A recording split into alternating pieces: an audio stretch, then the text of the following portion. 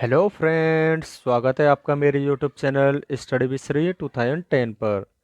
Friends, आज हम कक्षा 3 की अंकों का जादू पुस्तक की कार्य पुस्तिका के सप्ताह 22 की कार्य पुस्तिका को फिल करेंगे।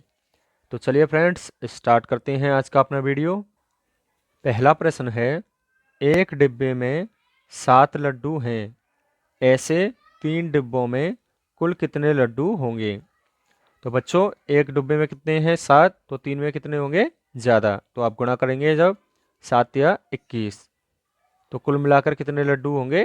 21। आगे है, चित्र देखकर बताओ 3 साइकिलों में कुल कितने पहिए हैं?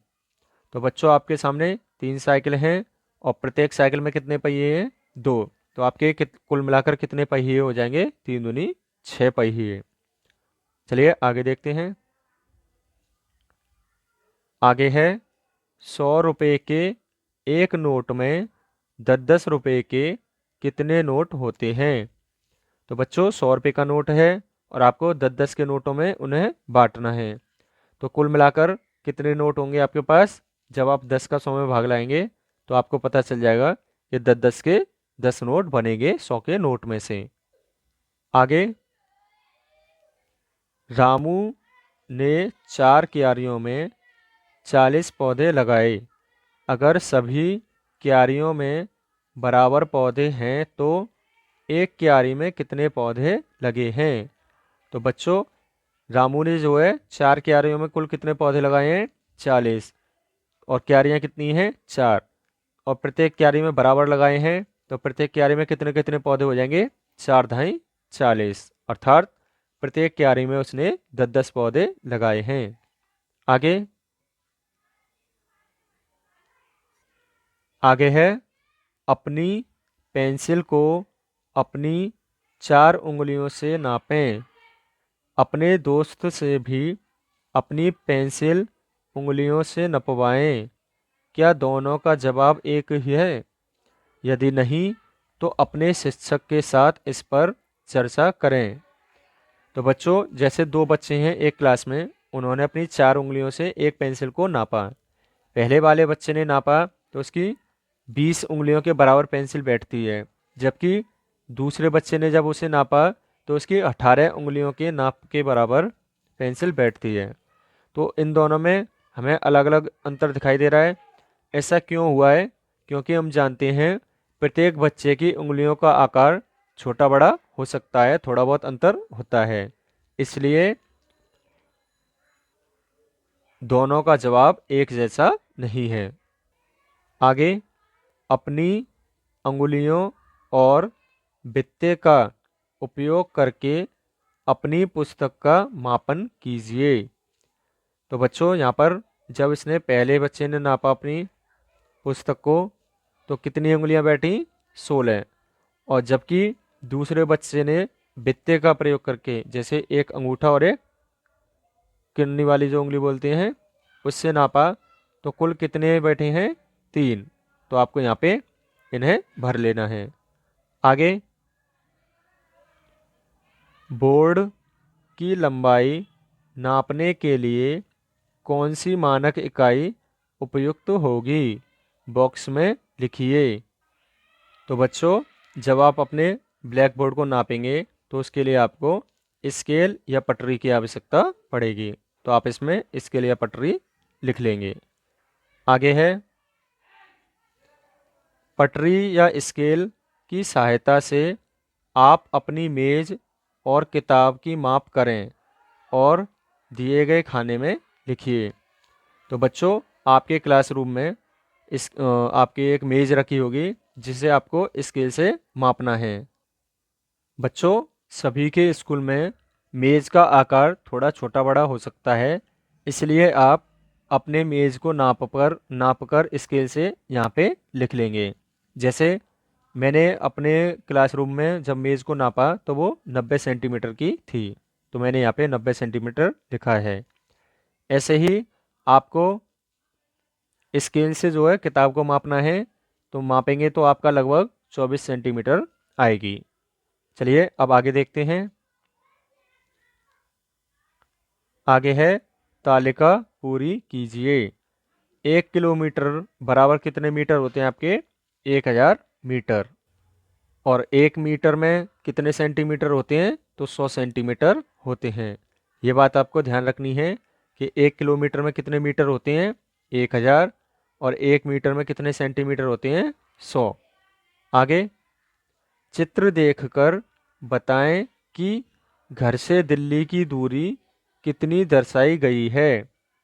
तो बच्चों, ये आपकी दिल्ली है और ये आपका घर है। तो यहाँ से यहाँ तक की दूरी आपको कितनी दर्शाई गई है? 82 किलोमीटर। तो आप 82 किलोमीटर के आगे सही का चिन्ह लगाएंगे। आगे आगे आपके सामने प्रश्न है, मीनू ने 11 मीटर कपड़ा, रेनू ने 16 मीटर कपड़ा एवं सोनू ने 18 मीटर कपड़ा खरीदा। तीनों ने कुल मिलाकर कितना कपड़ा खरीदा? तो बच्चों, मीनू ने कितना खरीदा था? 11 मीटर, रेनू ने 16 मीटर और सोनू ने 18 मीटर। तो उन्होंने कुल मिलाकर कितना कपड़ा खरीदा? आप इन सभी को जोड़कर यहाँ पे भर लेंगे तो कितना आएगा? 45 मीटर। आगे है, निशा के पास 18 मीटर लंबी रस्सी है, प्रिया के पास 7 मीटर लंबी रस्सी है। दोनों की रस्सियों की लंबाई में कितना अंतर है? तो बच्चों, कैसे अंतर पता करते हैं? घटाव के प्रश्न के हल करके। जैसे निशा के पास 18 मीटर है और प्रिया के पास 7 मीटर। तो कितना अंतर है दोनों की रस्सियों में? तो आप इनको घटाएंगे तो आपको पता चलेगा कि 11 मीटर का दोनों की रस्सियों में अंतर है। चलिए आगे देखते हैं। आगे है, हल कीजिए। तो बच्चों, आपको यहाँ पे गुणा के प्रश्न दे रखे हैं जिन्हें आपको गुणा करके हल करना है। जैसे 1 का गुणा 0 में करेंगे तो 0 ही आता है। 2 का 0 में करेंगे तब भी 0 आएगा। कहने का मतलब हम पहले आपको बता चुके हैं कि यदि हम 0 को छोड़कर किसी भी संख्या का गुणा 0 में करते हैं तो उसका गुणनफल सदैव 0 ही आता है, जैसा कि यहाँ पे आपको दर्शाया गया है। 3 का गुणा 0 में करेंगे तो 0। ऐसे ही आप आगे यहाँ से देखकर अपनी कार्य पुस्तिका में फिल कर लेंगे। चलिए आगे देखते हैं। आगे है, हल कीजिए और मिलाइए। अब बच्चों, आपके सामने यहाँ पर कुछ जोड़ के सवाल और घटाव के सवाल दे रखे हैं, तो आपको उनको हल करके सही मिलान करना है। जैसे 3 और 2 आपके 5 होते हैं और इसका जब हम मिलान करेंगे तो 7 में से 2 गए तब भी आपके 5 होते हैं, तो आप इसका मिलान इससे कर लेंगे। आगे 5 और 1 आपका 6 हो जाएगा और जब आप 10 में से 4 घटाएंगे तब भी आपका 6 आएगा, तो आप इसका मिलान इससे कर लेंगे। आगे 6 और 3 9 होता है और 12 में से 3 गए तब भी आपका 9 बचता है, तो आप इसका मिलान इससे कर लेंगे। आगे 10 और 6 16। आगे और 20 में से 4 गए तो 16, तो आप इसका मिलान इससे सही मिला लेंगे। आगे है 15 और 3 18 होते हैं और जब आप 20 में से 2 घटाएंगे तब भी आपके 18 बचते हैं, तो आप इसका मिलान इससे कर लेंगे। तो बच्चों, आप यहाँ से देखकर अपनी कार्य पुस्तिका में सही मिलान कर लेना। चलिए अब आगे देखते हैं। अब आगे है, मैंने सीख लिया, जिसमें आपका पहला प्रश्न है, मेरे पास 81 गेंदे के फूल हैं जिन्हें 9 टोकरियों में बराबर बराबर रखना है। प्रत्येक टोकरी में कितने फूल आएंगे? तो बच्चों, मेरे पास कुल मिलाकर कितने फूल थे? गेंदे के 81, और उन्हें मुझे 9 टोकरियों में बराबर बराबर रखना है। तो प्रत्येक टोकरी में कितने आएंगे? 9 निम 81, तो प्रत्येक टोकरी में आपके 9 गेंदे के फूल आएंगे। आगे, सीमा के पास 7 साड़ियाँ थीं। अगर हर साड़ी की लंबाई 6 मीटर की है तो सातों साड़ियों की कुल लंबाई कितनी होगी? तो बच्चों, सीमा के पास कुल मिलाकर कितनी साड़ियाँ थीं? 7, और प्रत्येक की लंबाई कितनी है? 6। तो 7 साड़ियाँ हैं और प्रत्येक की लंबाई है 6। तो कुल मिलाकर कितने मीटर हो जाएगी आपकी? 7 छक्के 42 मीटर। आगे, रोहित को घर से पार्क तक जाना है। उसके घर जाने के 2 रास्ते हैं। पहले रास्ते पर साइकिल की दुकान है।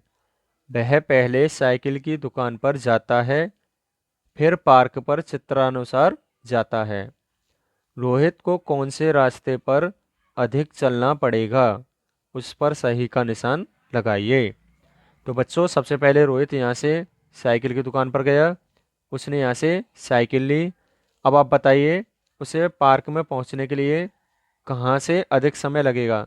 तो हमें पता है यहाँ से आएगा तो इसे घूमते हुए काफ़ी समय लगेगा, तो इसमें आपका अधिक समय लगेगा। जबकि यहाँ से वह बहुत ही शीघ्र पार्क में पहुँच जाएगा, तो आप इसमें सही का निशान लगा लेंगे। आगे है, रिक्त स्थान भरिए। मेरा स्कूल घर से 3 किलोमीटर दूर है। क्योंकि हमें पता है किलोमीटर में आपकी दूरी होगी घर से स्कूल की, क्योंकि सेंटीमीटर बहुत छोटा होता है और किलोमीटर भी इससे बड़ा होता है। तो आप किलोमीटर पे सही का निशान लगाएंगे और इसमें किलोमीटर भर लेंगे। अगला है, मेरी पानी की बोतल की लंबाई 20 सेंटीमीटर है। क्योंकि आपकी जो बोतल है वह सेंटीमीटर में मापी जा सकती है, मीटर में नहीं। तो आप इसमें सेंटीमीटर फिल कर लेंगे। आगे, कक्षा के कमरे की लंबाई 3 मीटर है। क्योंकि कमरा जो है आपका मीटर में मापा जा सकता है, सेंटीमीटर में मापने में काफ़ी समय लगेगा।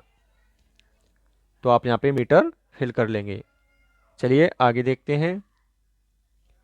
अब आपके सामने है साप्ताहिक पुनरावृत्ति, जिसमें कि आपका पहला प्रश्न है, एक बिस्किट के पैकेट में 12 बिस्किट आते हैं, तो ऐसे 4 पैकेटों में कुल कितने बिस्किट होंगे? तो बच्चों, एक पैकेट में 12 आते हैं और आप 4 पैकेट खरीद के लाए हैं, तो कुल मिलाकर कितने बिस्किट हो जाएंगे? 12 चौका 48। या फिर आप इनको बार बार जोड़कर भी पता कर सकते हैं, जैसे पहले में 12, दूसरे में 12, तीसरे में 12 एंड चौथे में 12। जब आप इन सभी को जोड़ेंगे तब भी आपका 48 ही बिस्किट आएगा। आगे देखते हैं। मीता को अपने जन्मदिन पर कक्षा के बच्चों में बराबर बराबर टॉफियाँ बांटनी हैं। मीता के पास कुल 50 टॉफियाँ हैं। अगर मीता प्रत्येक बच्चे को 2-2 टॉफी देती है तो कक्षा में कितने बच्चे हैं?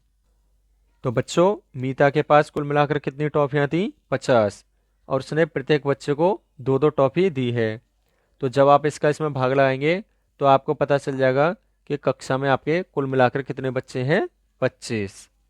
आगे, लंबाई को किस इकाई में मापेंगे? सही का निशान लगाइए। तो बच्चों, जो आपका लिक्विड होता है, जैसे तेल है, दूध है, पानी है, उसे किस में मापा जाता है? लीटर में। और ग्राम में आप क्या क्या नापते हैं? तोलने वाली चीज़ें, जैसे सब्जी है, चीनी है, खाद्य पदार्थ जो भी होते हैं वो आपके ग्राम में नापे जाते हैं। और जबकि आपकी लंबाई, चौड़ाई या ऊंचाई वो किस में मापी जाती है? मीटर में। तो आप मीटर के सामने सही का निशान लगाएंगे, क्योंकि आपसे लंबाई पूछी है। चलिए आगे देखते हैं। आगे है, किलोमीटर को मीटर में प्रदर्शित कीजिए। तो बच्चों, पहला है 2 किलोमीटर। तो 2 किलोमीटर में आपके कितने मीटर हो जाएंगे? 2000 मीटर। क्योंकि हम जानते हैं 1 किलोमीटर में आपका 1000 होता है, तो 2 किलोमीटर में कितना हो जाएगा? 2000। ठीक है। ऐसे ही 5 किलोमीटर में आपका कितना हो जाएगा? 5000 मीटर। ठीक है बच्चों, तो आप यहाँ से देखकर अपनी कार्य पुस्तिका में सही सही फिल कर लेंगे। तो बच्चों, यहीं पर हमारा आज का वीडियो समाप्त होता है। यदि आपको मेरा वीडियो अच्छा लगा हो तो प्लीज़ वीडियो को लाइक करें, चैनल को सब्सक्राइब करें और वीडियो को अपने दोस्तों के साथ अवश्य शेयर करें। तो चलिए फ्रेंड्स, मिलते हैं अपनी नेक्स्ट वीडियो में। तब तक के लिए अपना ख्याल रखें। जय हिंद, जय भारत।